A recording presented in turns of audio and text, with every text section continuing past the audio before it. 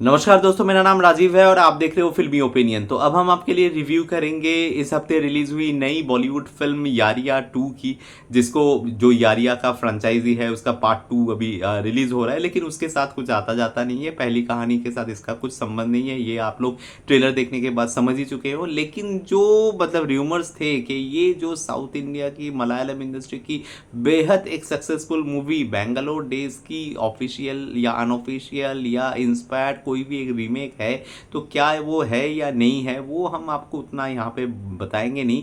उसको जानने के लिए आपको सिनेमा घर में जाके इस मूवी को झेलना पड़ेगा। हाँ दोस्तों, झेलना क्यों कहूँगा, क्योंकि अगर ये बेंगलोर डेज की रीमेक कहा जाए तो सच में बेंगलोर डेज को बहुत ही ज़्यादा अपमान या ठेस पहुँचाया जाएगा, इसलिए मैं ये शब्द को यूज़ नहीं कर रहा हूँ। लेकिन ये फिल्म कुछ तो है भाई, वही सेम 3 कजिन की कहानी है जो एक शहर में रहता है मुंबई में, और तीनों की अलग अलग कहानी है। तीनों जूझ रहे एक मतलब खुद के प्रॉब्लम से, लेकिन एक आपस के प्रॉब्लम में आ जाते हैं, साथ में खड़े होते हैं और एक कुछ भी हो मतलब आ जाते हैं बस।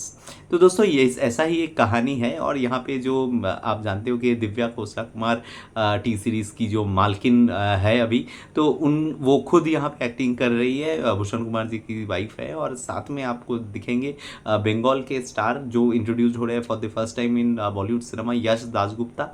और साथ में आप देख सकते हो मिजान जाफरी को, जावेद जाफरी जी की मतलब सुपुत्र। तो यही लगभग स्टार कास्ट है और बहुत सारे कलाकार हैं जिनके बारे में जितना कम कहा जाए यहाँ पे उतना ही अच्छा है।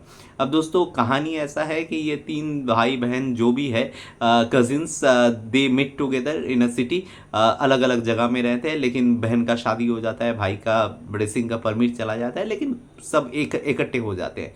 होने के बाद उनका जो लाइफ में क्राइसिस आता है, वो क्राइसिस में वो जूझ रहे हैं। तो पहला पॉजिटिव अगर मैं ना कहूँ और सिर्फ नेगेटिव ही कहूँ, तो पहला नेगेटिव यही आएगा कि दोस्तों कहानी में वो दम है ही नहीं। स्क्रीन प्ले बहुत ही ख़राब है और कहानी एकदम ही गलत है, एडिटिंग बहुत ही गंदा है और डायलॉग्स तो कुछ है ही नहीं इसके अंदर में। क्यों मैं इतना सारी चीज़ कह रहा हूँ एक साथ, तो पहला चीज़ देखिए कि इसकी जो प्लॉट है, इसकी जो कहानी है, कहानी के अंदर में तीनों दोस्त, अगर मतलब तीनों दोस्त या भाई कुछ भी कहे आप, तो तीनों में वो इमोशनल चीज़ें होनी चाहिए भाई। सिर्फ मतलब शराब खाने में जाके शराब पीना और लेट नाइट पार्टीज करने से एक दो बार आप कजिन्स या ब्रदर्स या सिस्टर से आप एकदम फ्रेंड्स नहीं बन जाते हो। आपको वो इमोशनल बॉन्डिंग लोगों में दिखाना चाहिए, आपको दिखाना पड़ेगा कि इन लोगों में वो इमोशनल मतलब चीज़ें है। अगर कुछ अनबन भी है तो वो कुछ एक मुद्दे के ऊपर इन लोगों का अनबन है ना, वो मुद्दा दिखाया जा रहा है ना इन लोगों में वो प्यार वो चीज़ दिखाया जा रहा है। सिर्फ दिखाया जा रहा है भरोसा। भाई कोई गर्लफ्रेंड छोड़ के चला जाता है तो पहला फ़ोन जो है वो अपने भाई को करता है, तो ठीक है आप करते हो, इसमें कोई दिक्कत नहीं है। लेकिन वो भाई का भी सॉल्यूशन अजीब टाइप का है। तू एक काम कर, तू बहुत बिजी है, ऐसा बता दे, तू ऐसा प्रिटेंड कर के तेरे लाइफ तू उसके लाइफ से चला गया है। तो अजीब व गरीब सॉल्यूशन निकल के आता है कि आप क्राइसिस में हो, रिलेशन में कुछ डिस्टर्बेंस में हो। और इन लोगों का झगड़ा वो भी दिखाया गया कि कुछ कारण से ये लोग झगड़ रहे, वो कारण वो भी मोटिवेशन भी सही नहीं है झगड़ने का, भाई जो रीजंस चाहिए वो नहीं है। तो ये अजीब सा एक मतलब चीज़ें चलता है। और बीच में अचानक से एक भाई जो है वो बजरंगबली का भक्त है, वो जो भाई मुंबई में नौकरी करता है, वो भाई बीच में 20-25 मिनट के लिए गायब हो जाता है। मतलब कहानी जो है एक बहन और एक भाई के बीच ही चलता रहता है, सेकेंड हाफ में 20-25 मिनट वो बंदा गायब हो जाता है ही नहीं, उसका कुछ अता पता ही नहीं है। हम एक साथ जो मतलब थिएटर में बैठ के सिनेमा देख रहे थे हम लोग, तो 2 एक दर्शक बोल रहे कि भाई उसका तो कोई खबर आ ही नहीं रहा है, एज इफ मतलब फ्रेंड्स फॉरगॉटन। तो ऐसा एक कहानी है जहाँ पे तीनों का अलग अलग कहानी दिखाने के चक्कर में 3 जन का जो एक कहानी है, वो कहानी को डायरेक्टर जो है ठीक से एस्टेब्लिश कर नहीं पाए। गाना सही है, कुछ कुछ गाने डेफिनेटली अच्छे हैं, लेकिन बहुत सारे गाना बहुत ज़्यादा इंस्पायर्ड है, क्योंकि टी सीरीज़ के पास देखिए न्यूमरस सॉन्ग्स, हिट सॉन्ग्स की जो है वो कॉपीराइट है। तो आप कोई भी गाना उठा के उसको रिप्राइज वर्जन बना सकते हो। तो यहाँ पे अल्ताफ राजा का जो फेमस गाना है, तो यहाँ तो कभी कभी गम था, वो गाने को थोड़ा रिप्राइज वर्जन करके डाल दिया गया है, जो अभी एक मतलब जो वो मतलब क्या बोल सकते हैं, हार्ट ब्रोकन लोगों के लिए एंथम बन जाएगा। तो ऐसा कुछ गाना है जिसको पुराने गाने को ठीक मतलब नया तरीके से यूज़ किया गया, और बाकी नए गाने एक दो ठीक है। म्यूज़िक फिल्म का थोड़ा बहुत ठीक लग रहा है, लेकिन उसको इनकैश कर ही नहीं पा रहा है because of the pathetic acting. तो पहला चीज़ जो है, Divya Khosla Kumar is completely expressionless. लेकिन एज ए कपल उनका जो है मतलब उनका यश जी के साथ शादी होता है Yash Dasgupta, and both are like मतलब मेड इन हेवन रिलेशनशिप है उनका, क्योंकि बोथ आर एक्सप्रेशनलेस।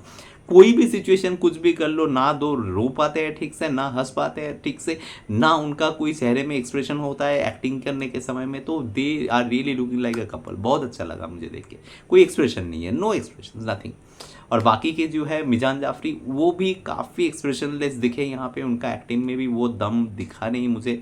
और सारे न्यूकमर्स जितने भी हैं वो भी कुछ ज़्यादा इंस्पायर मुझे कर नहीं पाए। सिर्फ आखिर के 20-25 मिनट का एक छोटा सा पोर्शन है जहाँ पे मतलब मतलब जिसकी मतलब बेटी का डेथ हो गया है, एक पेरेंट्स है, तो उनकी जो फैमिली है उनका लाइफ जितना भी दिखाया गया 10-15 मिनट, वो जगह थोड़ा इमोशनल सा जगह बन रहा था। बाकी कहीं आपके साथ कोई इमोशनल अटैचमेंट फिल्म की बनेगी ही नहीं।